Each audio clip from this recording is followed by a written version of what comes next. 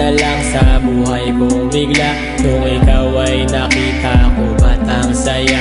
Ngunit bakit ngayon lungkot na ang nadarama? Bakit ba kasi nagbago na ang pag-ibig sa ating mundo? Alam kong mahirap ang mawalay sa isang katulad mo.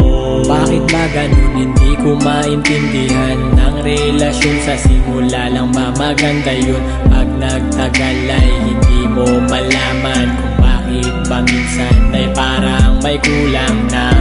Siguro kahit di natin ito gusto, ay may naghihintay pa dun sa isang mundo. At siya na ang magbukas ng pintuan, ay kaso yung sa atin naman nasaraduhan. Huwag ka na lumuha, mahal kita. Huwag kang lumuha, huwag mo sanang isipin na iniwan kita.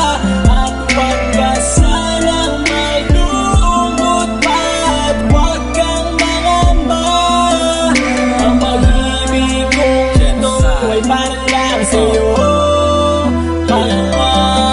Hindi na nga siguro maaalis sa isip ko ang iyong mata na lumuluha at nagsabi na ganito na bakit kailangan pa na umabot pa sa hiwalayan at sumbatan na tanging nais muling magkabalikan. Di mo gusto ang ganito at mas ayoko nga nito, ngunit tadhana nga naman na nagdala sa atin nito. Hindi ninais na mawalay kundi tanging kapalaran at ang hadlang na humarang na sabay natin nilabanan. At sa bawat nakalipas ang dalawa'y naging isa, ngunit lumipas ang nakalipas ay pareho mag-isa. Ito na nga siguro ang huling kabanata ng libro sa storya nating dalawa na sana'y di na nahinto. At ngayon magpapaalam kahit di pa rin tiyak ko kakayaning magpatuloy at tuloy sa pag-iyak. At matapos ang huling halik, bitaw sa iyong kamay, sabay pinunas ang iyong luha at sambit sa iyong puso ay